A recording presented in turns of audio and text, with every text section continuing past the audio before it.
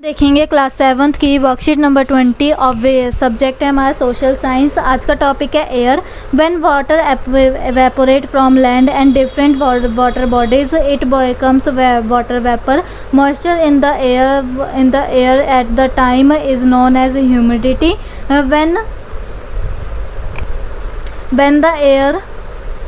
when the air is full of water vapor we call it a humid day। ठीक है, जो यहाँ पर इस लाइन के मतलब क्या है कि जो वाटर है वो इवेपोरेट होता है लैंड से भी और डिफरेंट बॉडी से भी, पॉन्ड्स हो गया, लेक हो गया और सीज हो गए, वहाँ से भी वाटर बॉडी से वाटर क्या होता है इवेपोरेट होता है।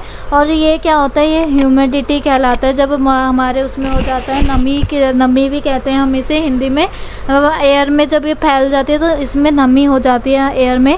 When the air is full of water vapour, जब पूरा भर जाता है, कोई इसमें एक बिंदु भी नहीं रहता आने का, तो उसे हम क्या कहते हैं, ह्यूमिड डे।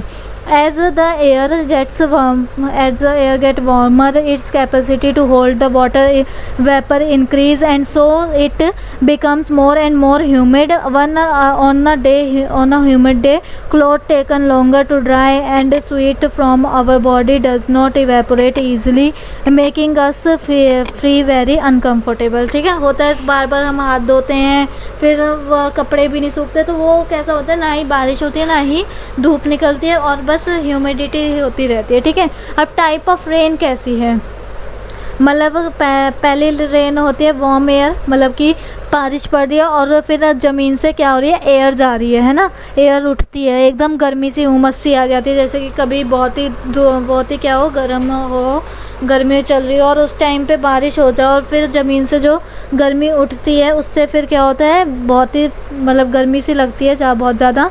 फिर एक होती है जब वार्म एयर होती है, वार्म एयर, बारिश हो रही होती है, वार्म एयर आती है दूसरी तरफ से और वो ठंडी एयर से निकलती है उधर से। ठीक है, और फिर तीसरी क्या है, मॉइस्चर एयर, मतलब कि एयर कहाँ जाते हैं, वहाँ पर पहाड़ों की तरफ को होती है। ठीक है, अब यहाँ पर पढ़ते हैं, तो when the water vapor rise it start cooling, the water vapor condense causing formation of droplets of water। Clouds are just masses of such water droplets। ठीक है, तो मैं आपको बताती हूँ क्या होता है। देखो, ये होता है सी हमारा। ठीक है, इससे धूप यहाँ पर होती है बहुत तगड़ी, जब धूप होती है तो क्या होता है, पानी इवेपोरेट हो जाता है। ठीक है, जिसे हम इवेपोरेशन कहते हैं। ठीक है, ये है हमारा सन, और जो मतलब क्या करता है, अपनी किरणों से ये जो सीच है, हमारा पानी है, इसको बादलों में कन्वर्ट कर देता है। ठीक है, बादल बनते हैं इनसे ही हमारे, और फिर जब एक जगह आकर हवा इतनी तेज़ चलते हैं या फिर बादल चल नहीं पाते और एक दूसरे से जब टकरा जाते हैं तो फिर क्या होती है, बारिश हो जाती है। ठीक है, तो यही है पूरा प्रोसेस। और फिर ये दोबारा पानी कहाँ पर चला जाता है, सी में, समुद्रों में चला जाता है। फिर देन अगेन यही प्रोसेस हमारा कंटिन्यू रहता है। ठीक है, उसके बाद अब देखो नेक्स्ट क्या कह रहा है, when these droplets of water become too heavy to float in air they मतलब जब मैंने बताया ना, या तो टकरा जाते हैं, ये सर्वाइव नहीं कर पाते, तो वो होकर फिर बारिश हो जाती है। Jet planes flying in the sky leaves a white trail behind them, the moisture from their engines constant। we see trails of this constant moisture for some time when there is no air movement to disturb it। ठीक है, जब jet planes वगैरह उड़ते हैं sky में, तो वो अब पीछे से कुछ वो वाइट सा धुआं छोड़ के चले जाते हैं, जिससे कुछ टाइम तक तो मॉइस्चर थोड़ा रहता है, पर वो उसके बाद फिर अगर एयर ना चले तब तो वो अनडिस्टर्ब रहता है, लेकिन जब एयर चलती है तो वो डिस्टर्ब हो जाता है। Rainfall is very important for the survival of plant and animals, बहुत इंपॉर्टेंट है। It brush fresh water to the earth surface, क्या करता है, इवेपोरेशन होता है, फिर दोबारा हो जाता है, बारिश बनती है, तो ये क्या हो जाता है, हमें फ्रेश वाटर देता है अपने अर्थ की सरफेस पे। Its rainfall is less, water scarcity and drought occur, पानी की कमी और ऐसे बहुत सारी चीज़ें जो भी पानी से होता है वो उससे हमें क्या हो जाती है, कमी होने लग पड़ती है। अगर बारिश कम होती है, फसलें भी अच्छी नहीं होती हैं। On the other hand if it is more, अगर ज़्यादा हो जाए तो फ्लड वगैरह भी आते हैं। तो ना ही ज़्यादा होनी चाहिए ना ही कम होनी चाहिए, एकदम मीडियम फ्लो में चलनी चाहिए। फिर है rain measure the amount of rain. तो इससे हम क्या करते हैं, क्या मेज़र करते हैं, अमाउंट ऑफ रेन मेज़र करते हैं, तभी तो हमें पता चलता है कि कम हुई है या ज़्यादा हुई है, ऐसे कैसे पता चलेगा, ठीक है। उसके बाद आते हैं नेक्स्ट आंसर्स पे, क्वेश्चंस के आंसर्स देखते हैं। Describe the type of rain. तो आप क्या करोगे, ये पूरा का पूरा बना दोगे टाइप ऑफ रेन का, ठीक है। ये पूरी की पूरी आप ऐसे ही चित्र बना दोगे, वरना तो आप क्या लिखोगे, चित्र नहीं बनाना तो ये लिख लो कॉन्टिनेंटल रेनफॉल, साइक्लोनिक रेनफॉल और रिफिल रेनफॉल, ठीक है, ये आप लिख सकते हो। उसके बाद अब आते हैं नेक्स्ट वाले पे।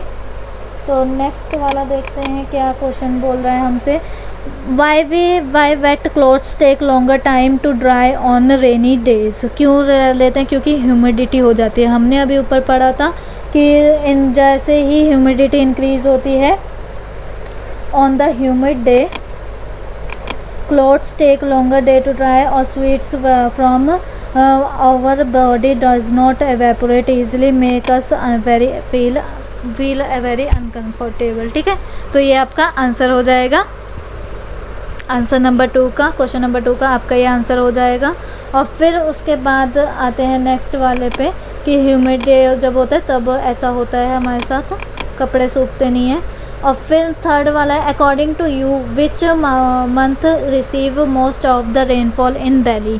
तो हमें बताना है कि किस मंथ सबसे ज़्यादा रेनफॉल होती है, तो ये बाद में करते हैं, पहले नेक्स्ट देखते हैं। Explain any important incident experienced bye you during the rainy season, rainy days, ठीक है। तो पहले हम थर्ड वाला करते हैं, उसके बाद नेक्स्ट वाले में आएंगे, ठीक है।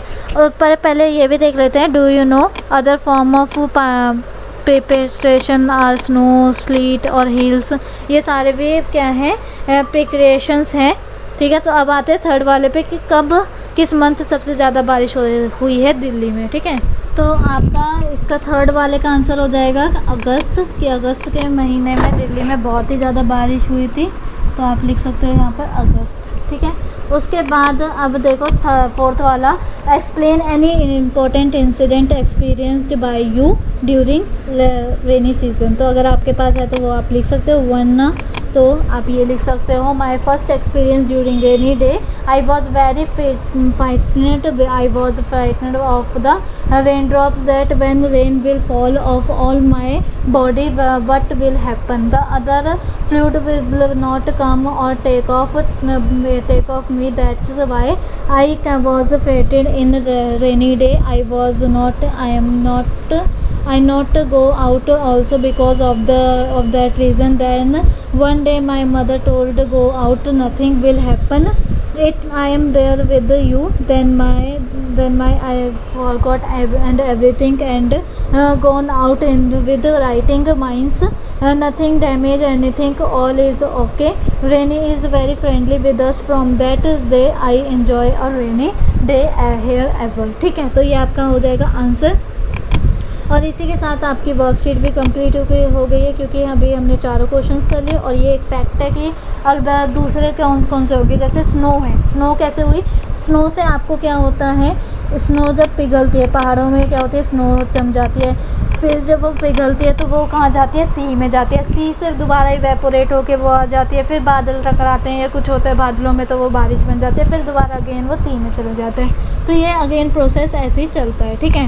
तो इसी के साथ हमारी वर्कशीट भी कंप्लीट होती है। आई होप आपको वीडियो अच्छी लगी हो, अगर अच्छी लगी है तो प्लीज़ लाइक कीजिए, चैनल पे नहीं हो तो सब्सक्राइब करना बिल्कुल ना भूलें और कमेंट में रिव्यू ज़रूर दें।